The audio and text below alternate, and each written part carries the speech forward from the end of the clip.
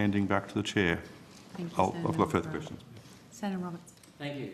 Before I start my questions, I have an apology. I made an error, Mr. Anderson. You did, in fact, reply to my question and notice last time about the curriculum, but you didn't state specifically from where you got it in the curriculum. So that's okay. Certainly, Senator. But you've undertaken to come back with that this time. I have, and I still will. Thank you. Now, I tabled a screenshot of a tweet from the ABC Media Watch Twitter account. It was in response to a tweet I made about... Sorry, Senator Roberts, just to clarify, that wasn't tabled, it was circulated. Oh, circulated. Okay, sorry. Just to be clear. Thank you. It was made about a protest in front of Parliament House here, the Let Women Speak movement. Do you know what happened to that tweet? Why it was removed? No, I do not, Senator. It was deleted about a second after that screenshot was taken. Do you have any information on why it was deleted? No, I don't, Senator. Could we have that information, please? I will investigate and respond to you. Do you keep logs of tweets and deleted tweets? We don't keep... we don't monitor people's personal use of social media because we don't take legal or editorial responsibility for it. That was a change that we made some time ago, which I've canvassed heavily here. So no, we don't keep a log of it. There's certainly records when things are raised to our attention and we do investigate and disciplinary action is taken, then yes, that is recorded. This is not a personal account. It looks like it's a Media Watch account, at ABC Media Watch. Yep, which as an official ABC account, again, I will investigate. Okay, thank you. I'm just concerned that the ABC is sending tweets which could be considered antagonistic to a sitting senator and then deleting it like nothing happened. That doesn't bode well for accountability. If that screenshot wasn't taken and I couldn't table it, people would rightly question me for trying to talk about this with you now. Social media seems to be a real ongoing problem for the ABC, not just from your journalists, but even your official accounts. So what are you going to do to get this under control? Senator, again, vast majority of staff do the right thing. We have been getting it under control. People have been disciplined for this. For those people who have gone against the code and found to be in breach, they have had disciplinary action against them. We're now up to individuals that have been terminated from the ABC as a result of their personal use of social media. I do think, again, the vast majority, that's personal use of social media. This appears to be an official ABC social media account, subject to our ABC social media policy with regard to that, which we do take, if it is, we do take editorial responsibility for which we have very few problems, I will say, Senator. So I will investigate and come back to you. Okay, it's been raised quite a bit, social media. Moving on to another issue, there have been reports that the ABC has never received more complaints about a show than you did for the King's coronation coverage. Can you confirm that?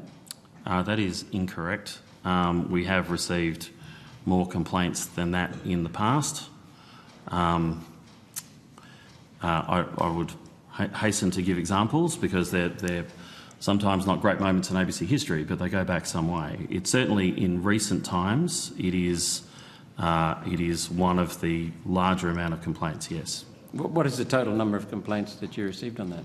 I believe it's around 1,800 at the moment, of which I gave evidence earlier to say approximately 60 are editorial complaints being investigated by the Ombudsman, some complaints categorised in a different way, and of course some of it is outright racism.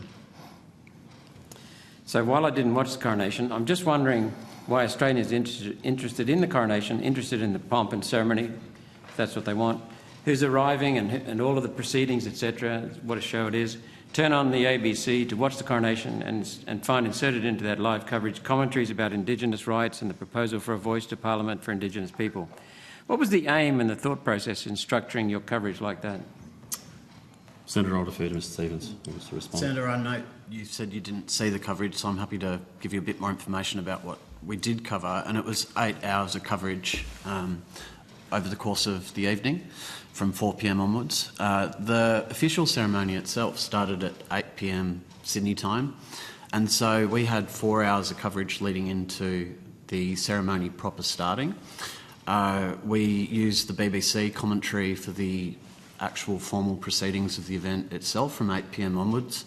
That was a concerted decision because we knew that the BBC would have access to information that we weren't privy to around the order of proceedings and the extra additional historical detail behind those order of proceedings.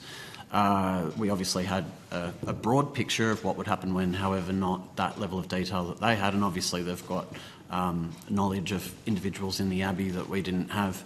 And so for the course of the 4 hours leading into it commencing, we from time to time showed vision of what was unfolding in the lead-up. So 3 to 4 hours out, can you believe people were being led into the Abbey in terms of guests, and we were showing that visually, and there was music as well. And so the presenters did a really good job of trying to navigate saying what was unfolding with that vision. That's a key tenet of good TV, to say what's happening. But then to return to the discussions, we wanted to have 3 to 4 hours out of the ceremony itself starting. Okay, I understand what you're saying, and I thank you for the explanation. It makes perfect sense, and what you're saying about making good TV makes perfect sense. But it still comes in that some of the chatter around the presentation was dealing with things like the Indigenous rights and a voice proposal to Parliament, etc. So, is that appropriate? So, Senator, for a portion of the coverage, for about 40 minutes, we had a really important discussion about our history. And we aired First Nations perspectives of that and colonisation and their view and experience of the Crown in their lives. That was 40 minutes of 8 hours of coverage. And actually, a really important part and remit of the ABC, as you know, is to have discussions which are in the national interest, that reflect on history, that are factually based on history. And it's very, very important in our coverage of the news and major events that over the course of that coverage we have a diversity of perspectives. And so that was a 40-minute discussion for which there's been a lot of attention. However, we had a multitude of guests over the course of the 8 hours and people speaking to the events itself. Okay. Do you still think your coverage was impartial that way? Absolutely. Okay. Now, before we finish, what's my commitment to you to get you an understanding of why you're biased on climate change, for example? That's what I undertook to do?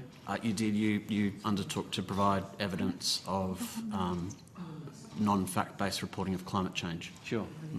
Thank you very much. Thank you, Chair. Thank you.